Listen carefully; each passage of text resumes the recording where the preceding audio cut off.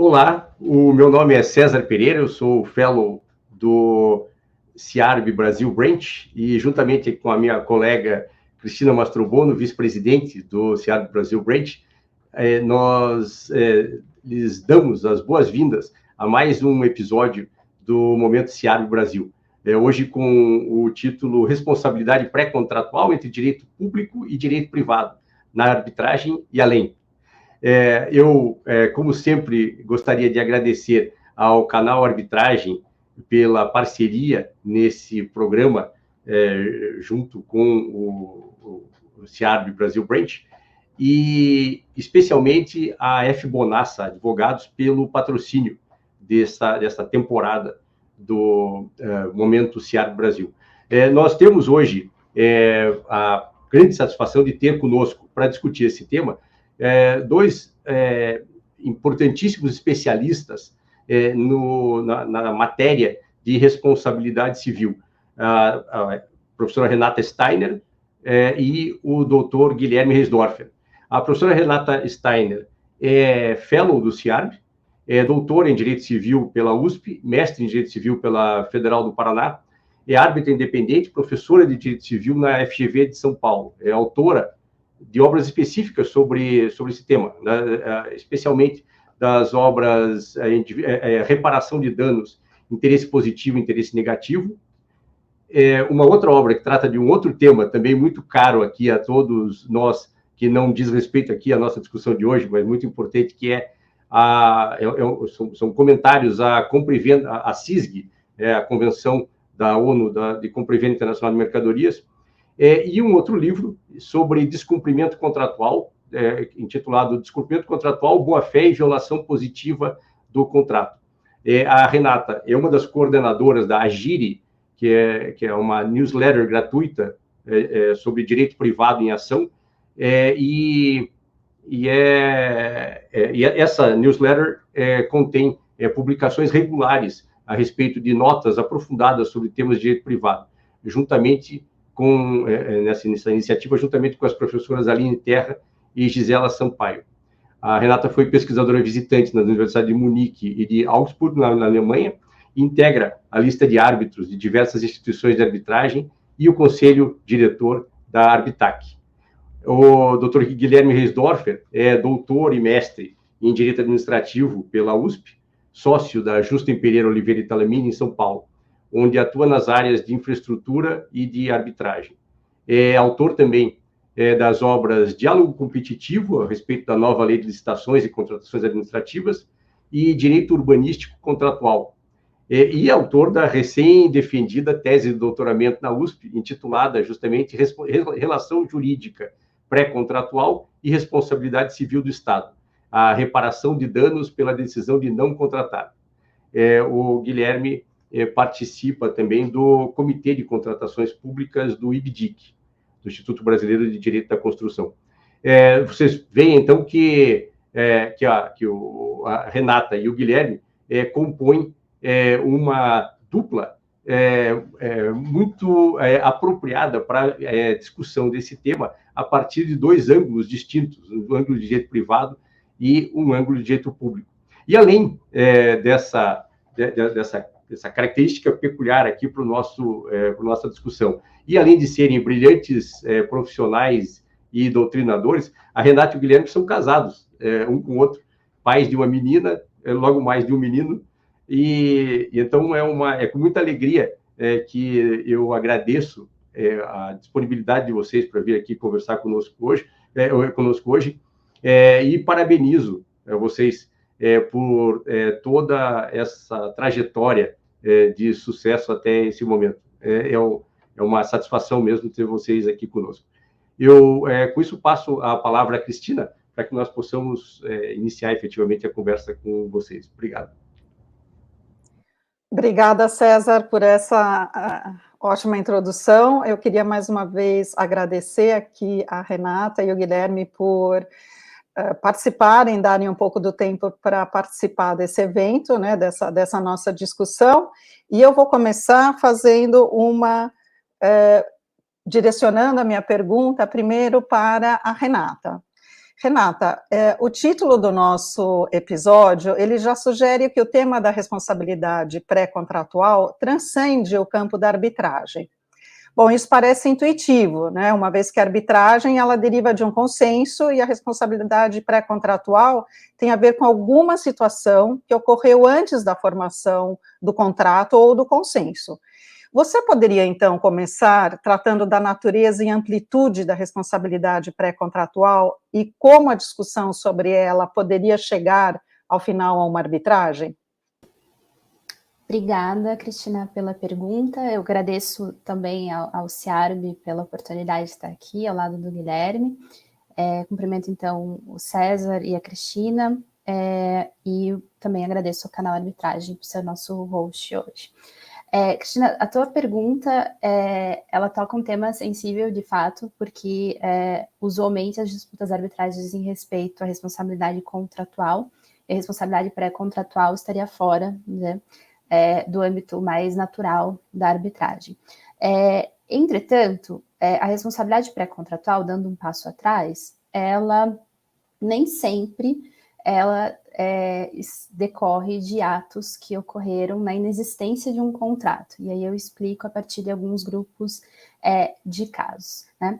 O primeiro grupo de casos da responsabilidade pré-contratual, e eu diria com toda a convicção ser o mais comum, é o caso da ruptura de tratativas. Nesse caso não existe contrato ainda. As partes estão negociando e uma delas sai abruptamente das tratativas. Embora esse seja o caso mais comum, e numa primeira leitura se tem alguma dificuldade de levar isso na arbitragem, a não ser por compromisso arbitral, depois nascido o litígio, evidentemente, é fato que em negociações mais complexas, as partes muitas vezes assinam alguns acordos negociais, não o contrato definitivo, nem mesmo, por vezes, o contrato preliminar, mas alguns acordos para negociar as tratativas, e esses acordos podem conter cláusula compromissória. Por exemplo, MOUs, term sheets, etc., qualquer outro nome que a criatividade dos agentes econômicos possa dar. A depender da redação da cláusula sobre esse determinado instrumento, né, pode ser, se ela for mais ou menos ampla, que a ruptura de tratativas esteja abarcada pela cláusula de arbitragem, então isso chega na arbitragem. Um segundo grupo, que por vezes é esquecido, mas está dentro da responsabilidade pré-contratual, é o grupo da responsabilidade por invalidades, né? E nesse caso, sempre que houver uma invalidade imputável a uma das partes, né, que possa gerar responsabilidade civil, já há contrato, né? A invalidade, ela vai ser sempre congênita, então ela vai decorrer de um ilícito praticado na fase formativa do contrato, né? Embora ela só se manifeste depois da formação do contrato. A responsabilidade por invalidade, quando ocorrer, ela tem, ao meu ver, natureza pré-contratual, a disputa vai ser submetida à arbitragem se houver cláusula compromissória no contrato, ainda que invalidamente celebrado a posteriori do ato ilícito. E um terceiro grupo de casos que também, por vezes, é esquecido, em que também há contrato, tal como na invalidade, é o caso dos contratos indesejados, né? Abrange a situação do dolo acidental, aquele dolo que não invalida o contrato, nos termos do 416 do Código Civil, mas que a parte teria firmado outro contrato com outro conteúdo, né? Outras situações, ainda que não dolosas, em que haja contratação em termos indesejados, abrangendo aí, lato sensu, as questões de falha informacional. Tal como na invalidade aqui, existe contrato, e esse contrato pode ter cláusula compromissória, e isso pode muito bem chegar à arbitragem. E aqui, embora esses grupos de casos não sejam exaustivos, eu estou só exemplificando, né, em qualquer um deles é possível que haja um compromisso arbitral posterior à formação do litígio, embora não seja, de fato, o mais comum. Há soluções, no entanto, contratuais, efetivamente, para que disputas pré-contratuais cheguem à arbitragem. Bom, pelo que a gente verifica, Renata, em algumas das situações que você mencionou, é bem a aplicação daquela teoria internacionalmente aceita que a invalidade do contrato não anula a cláusula arbitral, né? Ou seja, mesmo então para situações que o contrato, por alguma razão, não se performa, não vai adiante, as inclusive eventual pleito de indenização pode ser resolvido pela via arbitral, né? César, algum comentário em relação a essa pergunta? Senão eu já passo para a próxima aqui. Eu até tenho aqui só uma pergunta bem breve, Renata, se você puder endereçar isso. Quando você fala, então, em responsabilidade por invalidades, como sendo pré-contratual, ou a responsabilidade por contratos indesejados também sendo pré-contratual, em termos práticos, faz alguma diferença reconhecer isso como responsabilidade pré-contratual, ou derivada mesmo de um contrato firmado com esses defeitos? Tem uma diferença. Eu diria que não existe uma diferença no nosso direito, isso existe em outros direitos, mas no nosso ordenamento não existe muita diferença em relação ao dever de indenizar. O dever de indenizar pode nascer de qualquer ilícito praticado antes, depois ou no curso do contrato, mas o regime aplicável é um regime diferente, né? E isso vai ter alguns impactos, eu diria o mais importante deles, de juros e correção monetária, em relação ao termo acórdão, juros e correção monetária. Mas também existem outras discussões relevantes sobre a possibilidade, por exemplo, de uma limitação de responsabilidade, que existe na responsabilidade contratual e é menos defensável numa responsabilidade pré-contratual. Regime de ônus de prova, em que na responsabilidade contratual se não propriamente presume, mas se alega o descumprimento para depois o devedor conseguir demonstrar que ele não descumpriu, né? E que na responsabilidade pré-contratual não teria esse mesmo regime. Então, o regime é diferente, tá? Mas eu finalizo a minha resposta dizendo que, ainda que o regime seja diferente, no direito brasileiro não existe uma definição ainda concreta ou concretizada de qual seja o regime aplicável à responsabilidade pré-contratual. Alguns autores defendem que a responsabilidade pré-contratual deveria seguir o regime da contratual, e aí essas diferenças acabariam se esvaziando, mas a doutrina majoritária, e eu diria a jurisprudência também majoritária, tende a aplicar para a responsabilidade pré-contratual o regime da responsabilidade extra-contratual, né? E aí essas diferenças que eu acabei de falar serão bem sensíveis. E só uma última pergunta de novo sobre isso.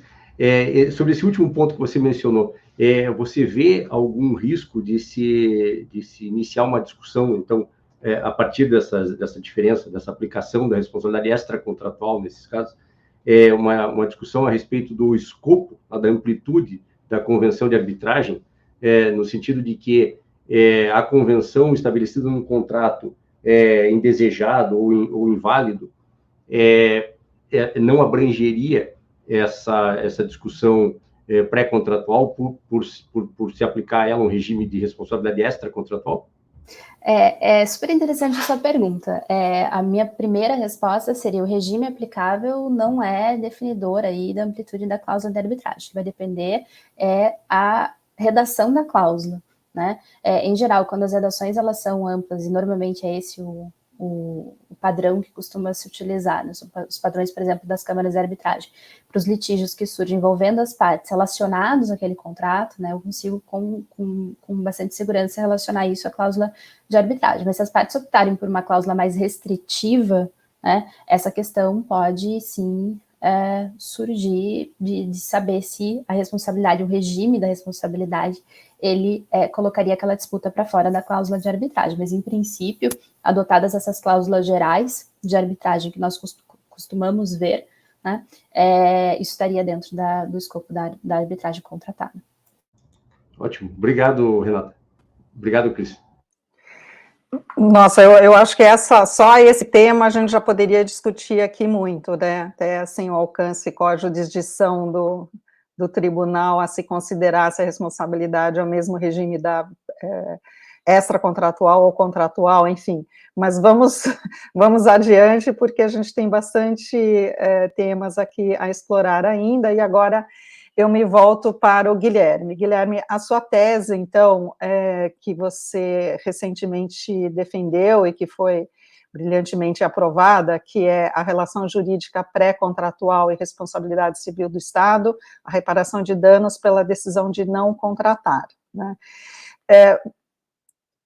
a dúvida aqui é, você enquadra na sua tese a reparação de danos pela decisão de não contratar como responsabilidade pré-contratual.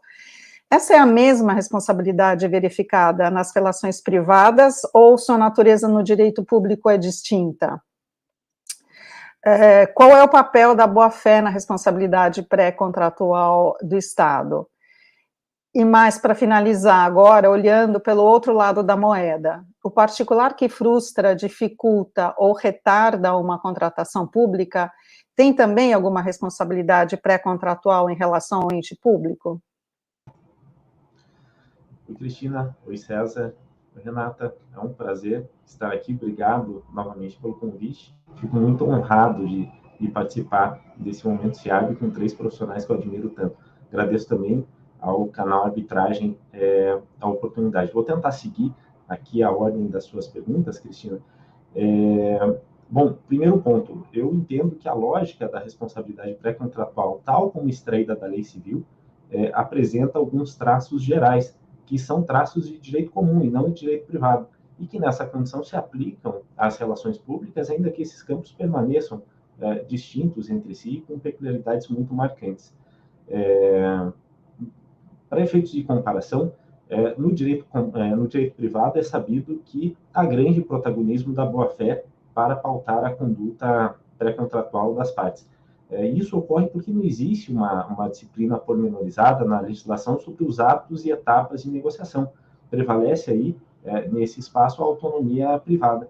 Já no direito público, a lógica se inverte, porque prevalece o modelo típico de contratação, ele é todo pautado na legislação e prevalece o princípio da competência, ou seja, o poder-dever ou o dever-poder da administração de perseguir o resultado que ela se propôs a alcançar, ou seja, a contratação propriamente dita.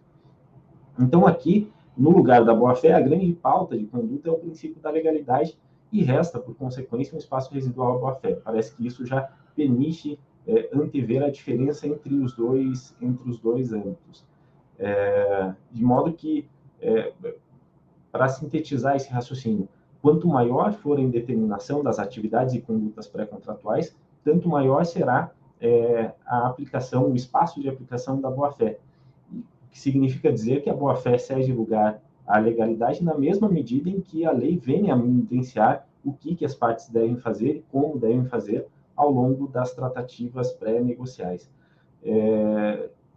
Só que isso não resulta necessariamente numa única solução dentro das relações administrativas, porque existe uma pluralidade de situações pré-contratuais. Se, em regra, o poder público tem que seguir exatamente o que está ditado na lei, nós temos um modelo dito maximalista de regulação de licitações públicas, existem, por outro lado, hipóteses relevantes de indeterminação. Nós temos desenvolvimento de PMIs, desenvolvimento de diálogo competitivo e casos variados de contratações diretas, que muitas vezes são muito complexas, envolvem a negociação de prestações de natureza distinta e não tem um programa contratual pré-determinado, como ocorre nas licitações em geral. Então, aqui, no caso das contratações diretas, é possível dizer até que o poder público se aproxima de práticas negociais existentes e mais disseminadas no campo privado. Todas essas hipóteses que eu mencionei a vocês agora se diferem muito daquela situação de um pregão que tem toda a sua programação pré-contratual e contratual exaustivamente disciplinada em edital e fortemente regulada na lei. E, para concluir esse ponto, um espaço significativo de aplicação da boa-fé, e esse universal para todo o processo, para todos os processos de contratação pública, diz respeito à decisão de contratar ou de não contratar. É uma decisão com traços vinculados, mas também com espaço residual discricionário, que é atribuído à lei ao administrador. Nesse campo, a boa-fé, é possível que o poder público venha a extinguir o processo de contratação sem contratar, mas a boa-fé exercerá um papel relevante para proteger, seja o patrimônio que foi engajado pelos interessados em disputar a licitação, seja, eventualmente, e de forma um pouco mais excepcional, o próprio direito que já tenha sido formado em relação à contratação. Quanto ao outro lado da moeda, quanto à responsabilidade do particular, Aqui eu diria que a lei é mais explícita e mais rigorosa com os particulares do que é com a própria administração. E a responsabilização se divide em duas frentes. Responsabilização administrativa, o artigo 155, incisos 4, 5, talvez 7, da Lei 14.133 prevê que condutas voltadas a retardar ou frustrar a contratação, incluídas, por exemplo, hipóteses de não apresentação de documentos na licitação, e nós sabemos que essas são situações plurais que envolvem uma discussão que deve ser feita em concreto, mas, enfim, são situações hipoteticamente tipificadas na lei como infrações administrativas e, pior, conduzem à imposição da sanção de impedimento de licitar, que é uma sanção muito rigorosa. Então, temos essa frente de responsabilidade administrativa.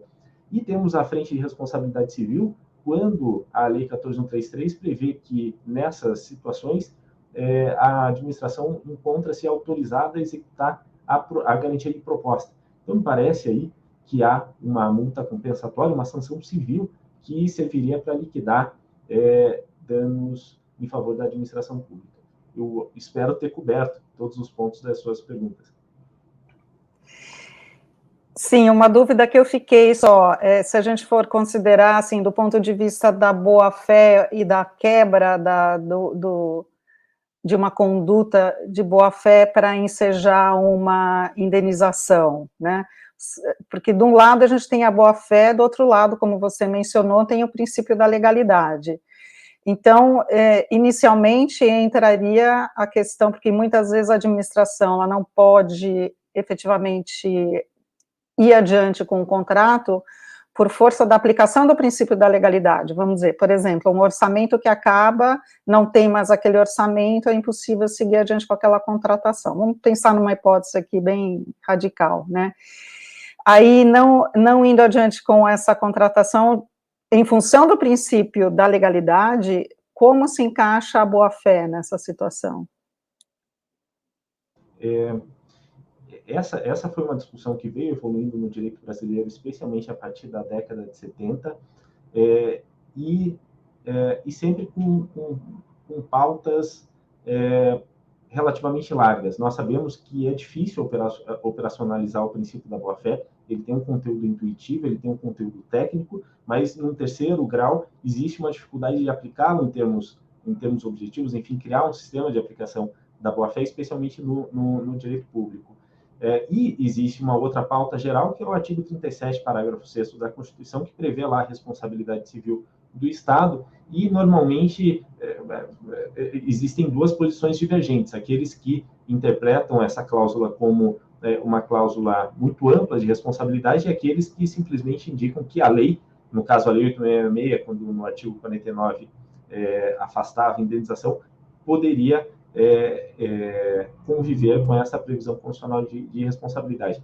Não me parece que nenhuma dos caminhos, nenhuma das posições seja aplicável. O que eu diria, assim, em termos práticos, é que mais recentemente a legislação estabeleceu novas pautas que nos auxiliam a encontrar uma forma de aplicar o princípio da boa-fé. E eu destacaria a regra da LINDB, me foge agora o número do artigo, que estabelece o dever da administração de indenizar os sujeitos envolvidos em processos administrativos por danos, se não me engano, especiais e injustos. Ela não utiliza a expressão típica da doutrina administrativista de danos anormais e especiais, mas de danos anormais ou injustos. Então, existe essa conjunção alternativa e me parece que o processo de contratação pode ser visto a partir de um ângulo de riscos que são tomados pelo poder público e riscos que são tomados pelo sujeito privado. Então, riscos relacionados, por exemplo, a uma perda superveniente de orçamento ou a um planejamento deficiente que não considerou uma restrição orçamentária, são riscos que devem ser alocados ao poder público e, nessa condição, resultaria em indenização ao particular. Mas, na medida em que se enquadrem nas hipóteses de invalidação e revogação regular, legítima, da licitação, do processo de contratação, não podem, de forma alguma, dar ensejo a uma indenização correspondente ao direito de contratar. Esse direito de contratar resta suprimido, de modo que a indenização, nesses casos, se daria pelo interesse negativo, ou seja, de forma a restituir às partes a situação em que elas se encontravam antes dessa situação geradora do dano. Nossa, muito obrigada por esses esclarecimentos adicionais. César, passo para você. Obrigado, Cris. Obrigado, Guilherme. Eu já queria mesmo aproveitar esse comentário final do Guilherme e submeter aqui uma nova pergunta para a Renata. Renata, o seu livro mais recente trata justamente do interesse positivo e negativo na reparação de danos, né? Eu me lembro que há algumas semanas, e eu até encorajo aqui, estimulo os nossos participantes a consultar essa sua publicação, na coluna Agile, você também tratou disso, assim, exatamente no contexto da responsabilidade pré-contratual. E eu queria lhe perguntar o seguinte, é certo dizer que a responsabilidade pré-contratual tende a prestigiar justamente o interesse negativo, ou há situações em que se assegura ao prejudicado o interesse positivo? E, antes disso, naturalmente, se você puder nos esclarecer objetivamente o que são, então, esses dois interesses, qual é a distinção entre eles, isso seria muito útil. Obrigado. Obrigada, César. Bom, interesse positivo e interesse negativo são basicamente formas simplificadas de fazer referência à situação a qual o lesado vai ser conduzido em razão do pagamento da indenização. Em outras palavras, é a situação em que o lesado deveria estar, não fosse aquele evento lesivo. Então, se eu colocar o contrato no meio, eu vou dizer, o interesse positivo vai levar o lesado à situação em que ele estaria se aquele contrato tivesse sido executado, e também, tendo o contrato como parâmetro, o interesse negativo, ele vai desconsiderar aquele contrato, seja porque ele não se formou, seja porque ele se formou invalidamente, seja porque eu tenho alguma questão relacionada à ineficácia, vai colocar o lesado na situação em que ele estaria se ele não tivesse confiado na contratação, ou na eficácia, ou na validade daquele contrato, né? Então, não são tipos de danos, né, dentro do interesse positivo e do interesse negativo, para conduzir o lesado a essa situação, são devidos danos emergentes, lucros cessantes, nos termos do 402 do Código Civil. Eles são basicamente fórmulas de síntese mesmo, para definir ou para facilitar a compreensão de qual a situação em que o lesado deveria estar e a situação em que ele deve ser conduzido pelo pagamento da indenização. Dito isso, sim bastante intuitivo dizer que se a responsabilidade pré-contratual decorre de ilícitos praticados na fase da formação do contrato, né, o dano indenizável, se existente, vai corresponder ao interesse negativo, ou seja, eu não vou levar em consideração aquele contrato que não se formou ou que se formou invalidamente ou de forma ineficaz depois do ilícito. No entanto, voltando à resposta à minha primeira pergunta, que me foi direcionada pela Cristina, se eu tenho várias formas de responsabilidade pré-contratual, e existem várias situações que podem levar à responsabilidade pré-contratual, é um pouco complicado admitir isso como uma premissa absoluta. Então, toda responsabilidade contratual leva à reparação do interesse negativo. No direito comparado, por exemplo, muitas das críticas a que o interesse positivo e negativo foram submetidas no século passado tinham exatamente como fundamento essa percepção em abstrato e a priori de que o interesse negativo seria sempre devido na responsabilidade pré-contratual, porque a realidade se coloca e nem sempre vai ser assim, né? Então, na minha última coluna, penúltima agora, não foi publicada mais uma, mas a minha penúltima coluna na Agile, eu proponho um método que eu chamo de duplo filtro, né? Então, no primeiro momento, existe sim uma tendência de direcionamento, né? Essa tendência é obtida pelo momento em que a falta ocorreu. Se foi antes do contrato, o interesse vai ser o negativo. No entanto, no segundo momento, e esse que é o mais importa, que eu chamo de segundo filtro, a questão tem que ser analisada de fato à lupa, ali, né? E aí entra em consideração aqui não só uma análise específica de qual o dever violado, e ele pode ser bastante distinto, a depender dos grupos de casos de responsabilidade pré, né? Mas a análise global de como que a indenização se vincula com outros remédios que possam ser utilizados naquela situação específica, né? Então, lembrando que a indenização não é o único remédio para a violação de direitos, e na responsabilidade contratual, pelo menos, para a violação do inadimplemento, para remediar o inadimplemento contratual. E só essa análise global que vai dar, de fato, a resposta definitiva, né?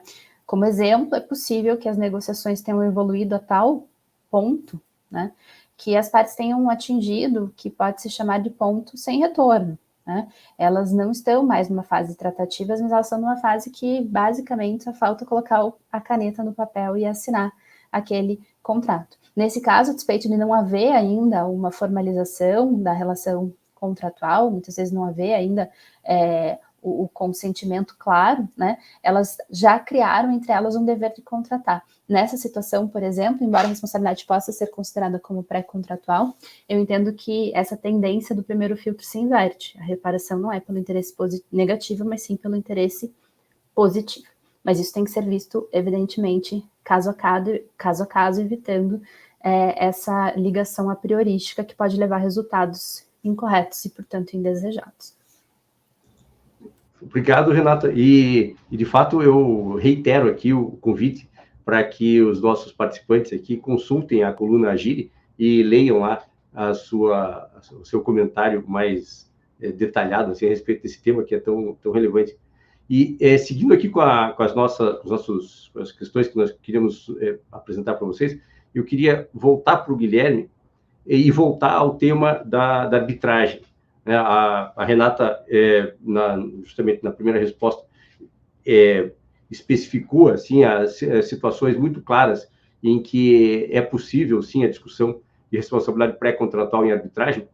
E o que eu queria perguntar para você, Guilherme, pensando numa contratação pública, né, essa responsabilidade pré-contratual, como você já explicou, se situa na fase de licitação, na fase de seleção do contratado, e não de execução do contrato, né? E você conhece experiências concretas de aplicação da arbitragem para a resolução desse tipo de litígio, né, relacionado com a responsabilidade pré-contratual? Obrigado, César. Só para... Eu não quero prejudicar o planejamento de vocês, mas não deixo de querer fazer uma observação sobre a resposta, sobre a pergunta anterior dirigida à Renata a respeito do interesse positivo. Na União Europeia, houve toda uma construção muito significativa, muito relevante, que impactou as legislações domésticas a respeito do regime de responsabilidade pré-contratual do Estado. E o Tribunal de Justiça Europeu fixou a premissa de que não é possível que as legislações domésticas afastem de forma priorística uma ou outra categoria de dano. E, em termos muito claros, isso significa impossibilidade de vedação a que a administração venha a ter de indenizar lucros cessantes. Ou seja, não é exatamente interesse positivo, mas é o principal componente, o componente mais típico do interesse positivo. Fica só uma nota a título de comparação desse nosso ping-pong público-privado. A respeito de responsabilidade pré-contratual do Estado em arbitragem. Bom, na linha do que a Renata falou, nós podemos considerar várias situações de responsabilidade pré-contratual também em licitações e contratações públicas, ainda que nós não pensemos nessas situações sob a rubrica, sob a expressão de responsabilidade pré-contratual. Então, nós temos falhas do ente estatal na prestação de informações, danos que venham a ser produzidos no curso da licitação. Pense-se, por exemplo, ainda a respeito do diálogo competitivo, no vazamento de informações proprietárias no curso das discussões para a composição do projeto contratual, e a situação de invalidade do contrato. Então, pensando em termos de arbitragem, nós podemos considerar duas situações específicas: aquelas em que já houve a celebração do contrato, e daí surgem ou são descobertas, essas situações dão margem a litígio. Nós podemos considerar que, mesmo no caso de um contrato administrativo efetivamente inválido, prevalece, como a Cristina mencionou, a autonomia da cláusula compromissória, conforme o artigo 8º da Lei de Arbitragem, e esse tipo de matéria é arbitrável, inclusive, no caso da invalidade, por exemplo, em razão do artigo 138, inciso 2 da Lei 14.133, que prevê que a decisão de extinção do contrato administrativo pode ser proferida em âmbito arbitral. Existe uma segunda situação que tem a ver com aquelas decisões administrativas que exaurem os seus efeitos no processo de contratação sem uma contratação subsequente. E aqui o caso da decisão de não contratar, que foi mencionada pelo César na pergunta. Nesse tipo de situação, nós não temos uma cláusula compromissória já aperfeiçoada, embora me pareça possível que o poder público venha a fixar essa cláusula compromissória em edital, ou venha a pactuá-la, por exemplo, numa contratação direta, no âmbito de um memorando de entendimento que não se configure, não se constitua num contrato preliminar, mas se constitua num ato negocial ainda pré-contratual. Parece que a arbitragem poderia, a partir desse tipo de mecanismo, ser o foro para resolver questões pré-contratuais, inclusive em relação à existência de um dever, de um direito a contratar ou não. Em termos de experiência prática, eu não conheço nenhum exemplo doméstico, nenhum exemplo brasileiro, mas tenho conhecimento de da experiência de 2 países.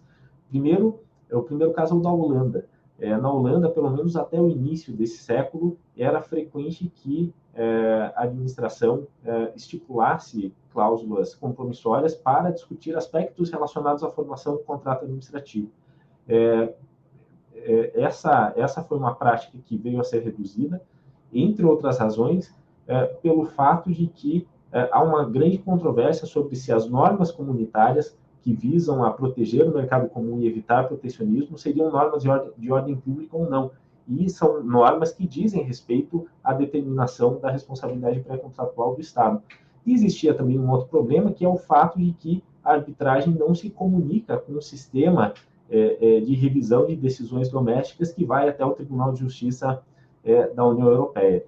Um segundo exemplo seria o de Portugal, e esse é um exemplo atual, porque desde 2018, se eu não me engano, o Código de Contratos Públicos desse país prevê a possibilidade de se firmar cláusula compromissória para discutir todas as discussões emergentes do processo de formação do contrato. Existe até um anexo do Código de Contratos Públicos com um modelo de cláusula compromissória tratando especificamente de questões pré-contratuais. Obrigado, Guilherme. Muito interessante mesmo. E eu não tenho como deixar de lhe fazer essa próxima pergunta. Você acha que, dentro do nosso sistema, seria viável que um edital de licitação, por exemplo, contivesse uma cláusula de arbitragem para a resolução de conflitos ligados à responsabilidade no âmbito da licitação, não do contrato em si? A Renata mencionou, né, esses documentos, esses instrumentos que formalizam o processo de formação do contrato, né, MOU, term sheets, etc., que no direito público corresponderiam, em alguma medida, a essa formalização da contratação por meio de um edital de licitação. Você acha que seria viável que houvesse um edital com cláusula de arbitragem? Eu entendo que sim. A partir de uma resposta talvez simplista, eu não veria, por exemplo, diferença entre o modelo português, o modelo de contratação pública português, e o nosso modelo de contratação.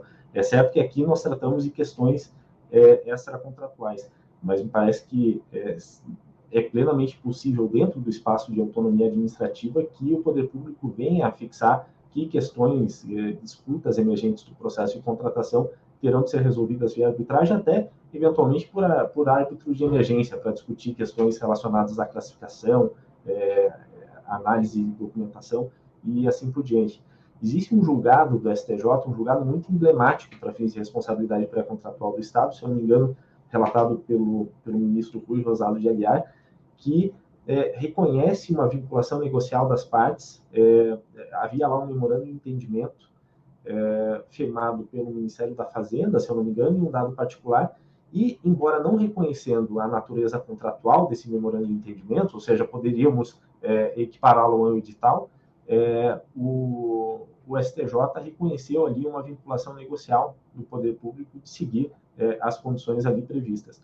Então, me parece que por essas razões e possivelmente por outras, é possível uma solução desse tipo. Obrigado, Guilherme. Cristina, com você.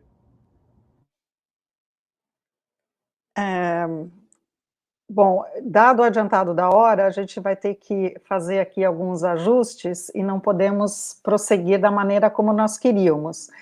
Então, eu quero formular aqui uma última pergunta para o Guilherme, né?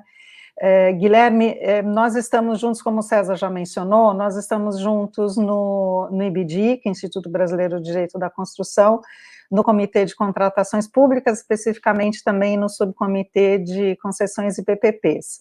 E você também publicou, como já mencionado aqui, uma obra muito interessante sobre o diálogo competitivo, né, que é essa nova modalidade licitatória da nova lei de licitações, e que veio também um pouco a substituir aquele procedimento de PMIs que a gente tinha, né, embora sejam coisas bem distintas, né.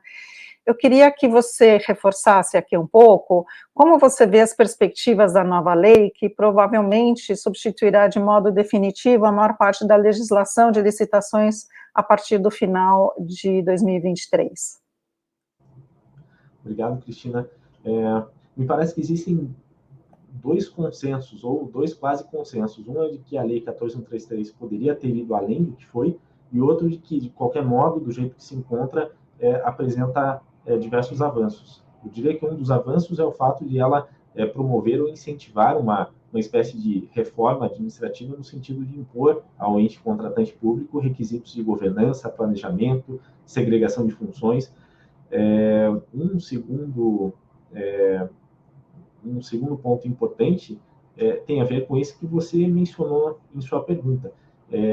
A lei vai além de um modelo único de contratações e estabelece duas racionalidades gerais.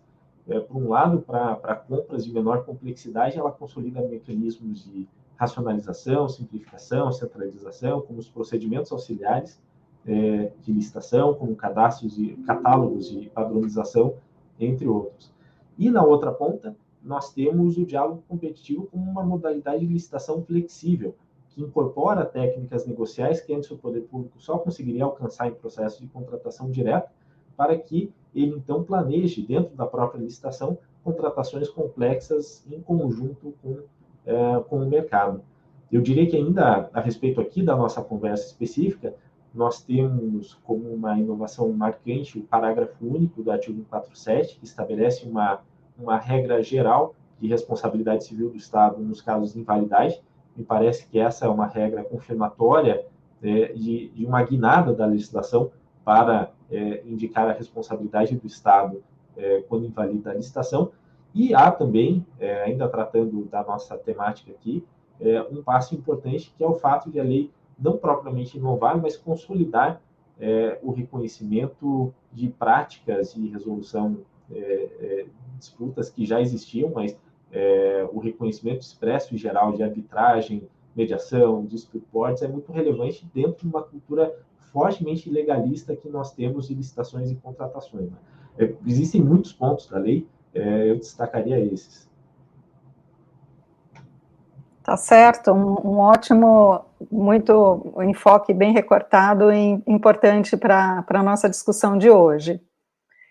Bom, acho que com isso nós chegamos ao fim. Eu quero agradecer muito a Renata e ao Guilherme pela participação de vocês, pelo visto, obras muito profundas e intensas, o conhecimento de vocês é incrível, realmente deu vontade aqui de pegar os textos e ler, e, enfim, beber desse conhecimento, né? Eu agradeço ao César pela parceria aqui no nosso projeto do Momento CIARB, e agradeço mais uma vez ao canal Arbitragem pela parceria e a Bonassa Advogados pelo apoio a esse programa. Em breve nós teremos um novo episódio, convido a todos desde já para nos assistirem e acompanharem e assistirem os programas que já foram efetuados, que se encontram disponibilizados no site do canal Arbitragem. É isso, até logo e até a próxima. Foi um prazer, muito obrigado. Tchau, tchau, obrigada. Obrigado.